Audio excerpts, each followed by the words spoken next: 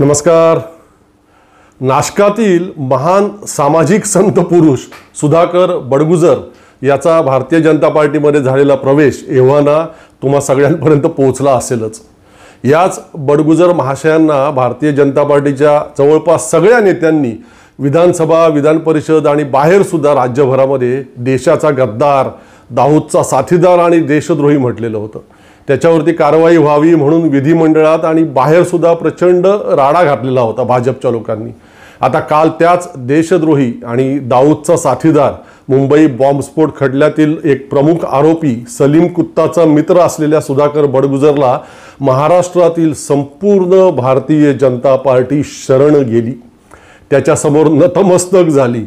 भारतीय जनता पार्टीचे अध्यक्ष चंद्रशेखर बावनकुळे आणि कार्याध्यक्ष रवींद्र चव्हाण यांनी मोठ्या दिमाखात आणि गर्वाने छाती फुगवून नतमस्तक होत सुधाकर बडगुजरला भारतीय जनता पार्टीमध्ये काल सामील करून घेतलं। महाराष्ट्रातील भारतीय जनता पार्टी आता जवळपास पूर्ण पावन होत आली। आता एकदाचा फक्त तो दाऊद भारतामध्ये परतला आणि भारतीय जनता पार्टीमध्ये सामील झाला की त्या पार्टीचं संपूर्ण पवित्रीकरण आणि पावनीकरण संपूर्ण होऊन जाईल। यापूर्वीच दाऊदचा साथीदार इक्बाल मिर्ची याच्याशी व्यावसायिक संबंध असल्याचा आरोप, पार्टनर असल्याचा आरोप ज्याच्यावरती होते त्या प्रफुल्ल पटेलच्या मांडीला मांडी लावून बसायला भारतीय जनता पार्टीने कधीपासूनच सुरुवात केलेली आहे। अजित पवारांच्या माध्यमातून प्रफुल्ल पटेलला पावन करून घेतल्यानंतर आता अलीकडेच त्याच्यावरील सगळे आरोप ईडीने, इन्कम टॅक्स डिपार्टमेंटने वगैरे हटवल्याचं वृत्त आपण वाचलंच असेल। आता लवकरच या कालच स्वतः पावन झालेल्या आणि भारतीय जनता पार्टीलाही पावन केलेल्या बडगुजर महाशयांवरील आरोप सुद्धा सगळे हटवले जातील यात अजिबात शंका नाही। काय अवघे 25-30 गंभीर स्वरूपाचे गुन्हे तर आहेत त्याच्यावरती, विशेष काय त्याच्यामध्ये एवढं काय मोठं आहे त्याच्यामध्ये? ED, CBI, police, income tax वगैरे वगैरे सगळ्या यंत्रणांकडे सध्या फक्त एक महत्त्वाची जबाबदारी आहे। आपण ज्यांच्यावर आरोप केलेले आहेत, ज्यांना आपण गुन्हेगार म्हणून कोर्टात खेचलेला आहे, त्यांच्यापैकी कोण कोण भारतीय जनता पार्टीमध्ये जातात त्याच्यावरती बारकाईने लक्ष ठेवायचं आणि एकदा का त्यांचा भारतीय जनता पार्टीमध्ये प्रवेश झाला की तात्काळ त्यांना आरोपमुक्त करून क्लीन चिट देऊन टाकायची। त्यांच्यावरील सगळे गुन्हे रद्द करण्यासाठी न्यायालयामध्ये अर्ज करून टाकायचा। बस या सगळ्या यंत्रणांना आता देशामध्ये इतकंच काम शिल्लक राहिलेलं आहे। देश पातळीवरचे बहुतेक सगळे गुन्हेगार अगोदरच भाजपमध्ये आहेत। सगळे बलात्कारी बाबा बुवा भारतीय जनता पार्टीच्या सोबत आहेत। महाराष्ट्रात त्यापैकी काही लोक या बडगुजर सारखे अजून थोडेसे बाकी होते। काल ते काम सुद्धा पूर्ण झालं। एकही भ्रष्टाचारी, एकही बलात्कारी, एकही गुंड, एकही देशद्रोही आपल्या पार्टीच्या बाहेर राहायला नाही पाहिजे हा भारतीय जनता पार्टीचा आणि नरेंद्र मोदी, अमित शहापासून ते फडणवीस अशा सगळ्यांचा निर्धार आहे। आणि अर्थातच स्वयंघोषित महान राष्ट्रभक्त, महान राष्ट्रप्रेमी RSS म्हणजेच राष्ट्रीय स्वयंसेवक संघाचा यासाठी भारतीय जनता पार्टीला पूर्ण पाठिंबा आहेच। जनाची लाज तर या लोकांना मुळातच नाहीये, दिसलीच नाही कधी। जन्मजातच हे लोक बहुधा निर्लज्ज म्हणून जन्माला आलेले असावेत, पण स्वतःच्या मनाची तरी थोडीफार लाज असावी की नाही या लोकांना? अजिबातच नाही। सगळीच लाज लज्जा कसे कोळून पिलेत हे लोक। त्या बॉम्ब ब्लास्टचा मुख्य आरोपी दाऊदचा जवळचा साथीदार सलीम कुत्ता, हा सलीम कुत्ता आज जन्मठेपेच्या शिक्षेवर आज जेलमध्ये आहे। तो पेरोलवर बाहेर येतो। पेरोलवर बाहेर असताना शेवटच्या दिवशी तो पार्टी करतो आणि त्या पार्टीमध्ये त्याच्याबरोबर सुधाकर बडगुजर हे त्याच्यावर पार्टी करतात आणि त्याचा फोटो आज मी सभागृहामध्ये मी हा पुरावा म्हणून दाखवलेला आहे। अजून पण फोटोग्राफ माझ्याकडे आहेत। हा सलीम कुत्ता आहे आणि हा सुधाकर बडगुजर आहे। या सगळ्याची चौकशी व्हावी असं आम्ही सभागृहामध्ये मागणी केली। आदरणीय उपमुख्यमंत्री, गृहमंत्री आदरणीय देवेंद्र फडणवीस साहेब स्वतः सभागृहामध्ये होते।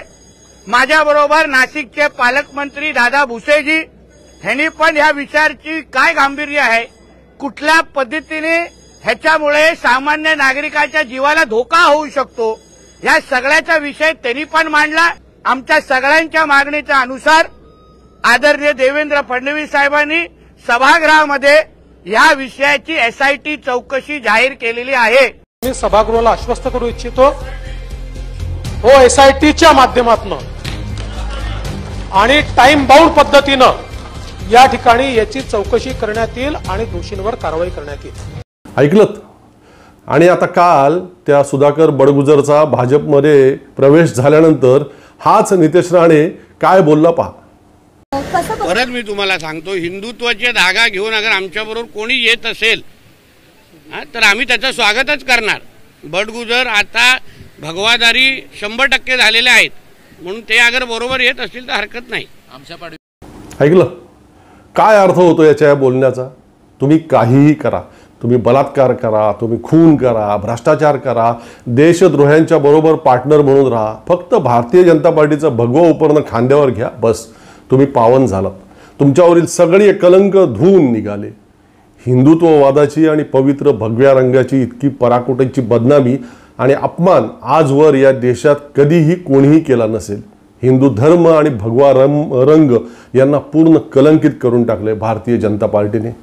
त्या सुधाकर बडगुजरच्या सोबतीने महाराष्ट्राचा एक माजी मंत्री बबन घोलप याने सुद्धा काल भारतीय जनता पार्टीमध्ये प्रवेश करून त्या पक्षाला आणखीन पावन करण्यामध्ये हातभार लावला। हा बबन घोलप महाराष्ट्राचा चर्मोद्योग मंत्री होता मागे, आणि त्यावेळी त्याने त्या खात्यामध्ये कोट्यावधी रुपयांचा भ्रष्टाचार केला म्हणून आपल्या महाराष्ट्रातील आणखीन एक थोर महान संत पुरुष अण्णा हजारे तेव्हा त्या भ्रष्टाचाराच्या विरोधामध्ये उपोषणाला बसलेले। त्या उपोषणामुळे त्या बबन घोलपला तेव्हा मंत्रिपदाचा राजीनामा द्यावा लागला। त्यानंतर कशी मी महाराष्ट्राच्या एका कॅबिनेट मंत्र्याची विकेट काढली अशा फुशारक्या तेव्हा अण्णा हजारे मारत असायचे। आता तोच भ्रष्ट बबन घोलप अण्णा हजारेंच्या लाडक्या भाजपमध्ये गेला। आता अण्णांना ते दिसणार नाही, ऐकायला येणार नाही, काही नाही। भ्रष्ट धर्मांध विकृत भारतीय जनता पार्टीला आणि नरेंद्र मोदी ते फडणवीस या सगळ्यांना देशाच्या आणि राज्याच्या बोकांडी बसवण्यात या अण्णा हजारेचा सगळ्यात मोठा सहभाग आहे। आणि त्यामुळेच आता मागच्या 10-11 वर्षांमध्ये आपल्या राज्याची आणि एकूणच पूर्ण देशाची जी सर्वांगीण अधोगती सुरू आहे त्याची जबाबदारी सुद्धा त्या अण्णा हजारेंवरच आहे। देशाच्या इतिहास जेव्हा लिहिला जाईल भविष्यात तेव्हा अण्णांची नोंद या सगळ्या कृत्यांसाठीच होणार आहे। नीचपणाची आणि विश्वासघातकीपणाची हद्दच भारतीय जनता पार्टीला माहिती नाही।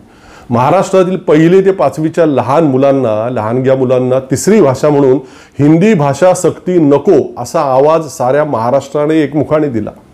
मग तो खुळा शिक्षण मंत्री दादा भुसे बोलला की ठीक आहे, आम्ही काढलेला आदेश रद्द करून नवीन सुधारित आदेश लवकरच काढू। लहानग्या मुलांना तिसऱ्या भाषेची सक्ती का नको त्यामागे काही शास्त्रीय कारणं आहेत। शारीरिक आणि मानसिक आरोग्याशी संबंधित असा तो विषय, आणि केवळ सर्वसामान्य पालक सर्वसामान्य नागरिकांनीच नव्हे तर शिक्षण आणि आरोग्य क्षेत्रातील तज्ज्ञांनी सुद्धा या हिंदी भाषा सक्तीला विरोध केला।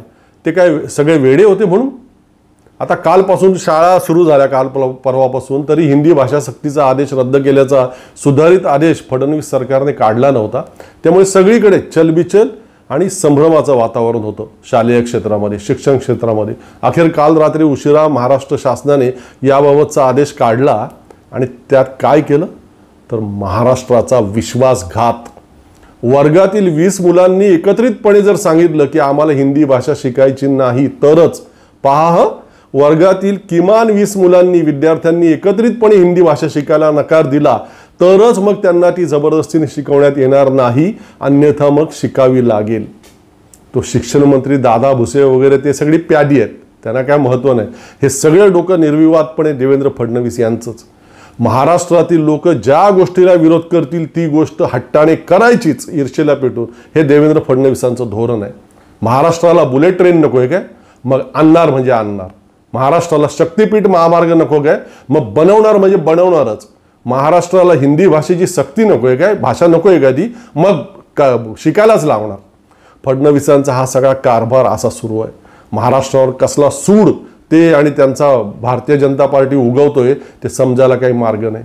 मी मागे सुद्धा एकदा म्हटलं होतं, नाही एक एपिसोडच केला होता मला वाटतं आपल्या अभिव्यक्तीवरती, चला आम्हाला आमच्या महाराष्ट्राला त्या तामिळनाडूचे मुख्यमंत्री स्टॅलिन सारखा एखादा मराठी स्टॅलिन का मुख्यमंत्री म्हणून लाभत नाही। तिकडे कसे ते लोक नाही म्हणजे नाही, आम्ही आमच्या मातृभाषेमध्ये शिकलो, आमच्या मुलाबाळांना सुद्धा आम्ही मातृभाषेतच शिकवणार। जगाची भाषा म्हणून इंग्रजी शिकू आम्ही, परंतु हिंदीची बळजबरी मान्य करणार नाही म्हणजे नाही। केंद्राने म्हणजे मोदींनी त्यांचे सगळे फंड रोखून धरलेत मागच्या काही काळापासून. हिंदी भाषा शिकवायला सुरुवात करा शाळांमध्ये, फंड देतो असे निरोप पाठवतात. पण तरीही ती दक्षिणेकडची राज्य झुकत नाहीत. स्टॅलिन मोदींना उलटा निरोप धाडतात, रोखा आमचे फंड, करा किती अन्याय आमच्यावरती, परंतु झुकणार नाही. हिंदी भाषेची सक्ती आमच्याकडे चालणार नाही. आणि आपल्याकडे सगळी केंद्राची जी हुजुरी, लाचारी, एकीकडे मराठी भाषेला अभिजात भाषेचा दर्जा देऊन ते मिरवून घ्यायचं आणि दुसरीकडे हे मराठी राज्य लवकरात लवकर हिंदी गोबरपट्ट्याचा भाग करण्यासाठी सगळ्या मोहिमा राबवायच्या. छत्रपती शिवरायांच्या या महाराष्ट्रात सगळे लाचार आणि मराठीचे गद्दार सत्तेत बसल्यावरती दुसरं होणार तरी काय? मराठी बाणा नावाचा फक्त एक ऑर्केस्ट्रा बघून खुश व्हायचं. प्रत्यक्षात राहिलाय कुठे तो मराठी बाणा? भारतीय जनता पार्टीने पद्धतशीर त्या आपल्या मराठी बाण्याची नालबंदी करून टाकली मागच्या काही वर्षांमध्ये नियोजनबद्धरित्या. माझ्या मते केवळ भारतीय जनता पार्टीचे आणि एकनाथ शिंदे अजित पवारांचे लोकच या आपल्या महाराष्ट्राचे गद्दार नाही आहेत, तर या लोकांचं समर्थन करणारे, त्यांच्या पाठीशी उभे राहणारे, त्यांच्या मागे मागे फिरणारे सगळेच लोक या शिवरायांच्या महाराष्ट्राचे गद्दार आहेत. असे सगळे लोक शिवरायांच्या या महाराष्ट्राचे द्रोही आहेत. जे त्यांच्यामध्ये सामील नाहीत अशा सगळ्या लोकांचा अभिमान आहे आपल्या सगळ्यांना, असायलाच पाहिजे. माझा स्वतःचा सुद्धा मला अभिमान आहे. त्यांच्या पाठीशी नसलेले आपण सगळे लोक आपल्या शिवरायांकडे ताठ मानेने पाहू शकतो, अभिमानाने आपल्या छत्रपतींचं नाव घेऊ शकतो. आपण मराठी भाषेसोबत गद्दारी केली नाही. आपण ज्ञानोबा तुकोबांचं आपल्या ताठ मानेने नाव घेऊ शकतो. आपली वैचारिक नाळ त्या मागास गोबरपट्ट्याशी नाही तर सुधारणावादी आणि मातृभाषाप्रेमी दक्षिणेशी असल्याचा आपल्याला अभिमान असायलाच हवा. मला आहे, तुम्हालाही असायला हवा. इक्बाल मिर्चीचे पार्टनर प्रफुल्ल पटेल आणि सलीम कुत्ताचे दोस्त सुधाकर बडगुजर ज्या पक्षामध्ये आहेत, जो पक्ष महाराष्ट्रात मराठी भाषेचं मरण ओढवून आणतोय, त्यांच्या पाठीशी असणं हा महाराष्ट्र द्रोहच आहे. एक लक्षात घ्या लोको, भाजपचा विरोध करण्यासाठी काँग्रेस, शरद पवार, उद्धव ठाकरेंच्या पक्षात असणं गरजेचं नाही. आपण योग्य पर्यायाची प्रतीक्षा करत तोपर्यंत तटस्थ सुद्धा राहू शकतो. तो पर्याय सुद्धा असतोच की आपल्याकडे. सध्याचे आपल्या समोर आहेत त्यापैकी कोणीच लायकीचं नाही असं सुद्धा आपण म्हणू शकतोच. आपल्याला अधिकार आहे. आम्हाला पटेल, आमच्या मनाला भावेल असा सक्षम पर्याय जोपर्यंत आमच्या समोर उभं राहत नाही तोपर्यंत आम्ही कुणाच्याही सोबत नाही असं म्हणण्याचा आपल्याला पूर्णपणे अधिकार आहे. तुम्हाला सांगतो, मला जेव्हा लोक बाहेर कुठे गेल्यावर विचारतात की तुम्ही कोणत्या राजकीय पक्षाचे समर्थक आहात वगैरे, तेव्हा मी त्यांना नेहमी सांगतो, मी कोणाचा समर्थक नाही. मी संघ आणि भाजप त्याचसोबत त्यांच्याशी संलग्न असणाऱ्या पक्षांचा वैचारिक विरोधक आहे. मागे निवडणुकींच्या काळात मला काही ठिकाणी व्याख्यानांना, भाषणांना बोलवण्यात आलं होतं. तिथे प्रश्न उत्तरांचं जे सत्र असायचं शेवटी, त्यात काही लोक प्रश्न विचारायचे की ऐकलं आम्ही तुमचं सगळं, आता आम्ही मतदान कुणाला करावं ते सांगा. मी तेव्हा त्यांनाही उत्तर द्यायचो की तुमचं मतदान कुणाला करू नका आणि ते का हे मी सांगेन, परंतु ते कुणाला द्या हे मात्र मी सांगणार नाही. ते तुमचं तुम्हाला ठरवावं लागेल. आता काही लगेच कोणत्या निवडणुका नाही आहेत, परंतु भारतीय जनता पार्टीचं हे जे काही सगळं चाललंय त्याला एक सुजाण नागरिक म्हणून विरोध दर्शवणं, त्यांच्या या सगळ्या महाराष्ट्रद्रोही, मराठीद्रोही बाबींचा निषेध करणं हे आपलं कर्तव्य आहे असं मला वाटतं. आपण सगळे तो करत राहू, तेच जिवंतपणाचं लक्षण आहे. आणि चॅनलला मदत व्हावी म्हणून खालचं जे जॉईन बटन असतं ते दाबून जॉईन व्हा. त्याशिवाय तुम्हाला जो UPI ID आता स्क्रीनवरती दिसत असेल त्याद्वारे सुद्धा तुम्ही थेट आर्थिक मदत आपल्या या अभिव्यक्ती चॅनलला करू शकता. मी तुमचा आभारी राहील. काय आहे तुम्हाला सांगतो पहा. भारतीय जनता पार्टी, एकनाथ शिंदे, अजित पवार यांच्या पालख्या वाहणाऱ्या पत्रकारांना, यूट्यूब चॅनलला सध्या भरघोस आर्थिक मदत मिळते. वेगवेगळ्या ठेकेदारांवरती ती जबाबदारी सोपवलेली आहे आणि त्यामुळे त्यांचे पाचो उंगल्या घी में अशी परिस्थिती आहे. माझ्यासारख्याची जी काही इथं ही सगळी धडपड सुरू असते ती केवळ तुमच्या आणि तुमच्या आधारावर, अन्य कुठूनही काही मदत आपल्याला मिळत नसते. बरं, भारतीय जनता पार्टीच्या विरोधात असल्यामुळे आपल्याला ना कोणी स्पॉन्सर मिळत, ना कोणी मोठा डोनर मिळत. सगळे घाबरतात कारण लगेच ED वगैरेची वक्रदृष्टी त्यांच्याकडे वळेल म्हणून. त्यामुळे अभिव्यक्तीचे मायबाप, पालक फक्त तुम्हीच आहात.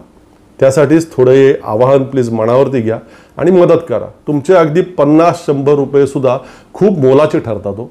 आणि हो, ते आपलं चॅनल सबस्क्राईब करण्याचं आवाहन मी केलं नाही की तुम्ही सुद्धा विसरून जाता. मी पाहतोय मागचे काही एपिसोड. असं नका करू प्लीज. आपलं अभिव्यक्ती चॅनल आता लगेचच सबस्क्राईब करा, ते सुद्धा खूप महत्त्वाचं ठरतं आणि खूप उमेद देणारं असतं. असो, जे विषय आज मांडलेत त्याबद्दल तुमच्या काय भावना आहेत ते जरूर तुमच्या कमेंट्समधून कळवा मला. मी नेहमीप्रमाणे वाट पाहिल त्याची.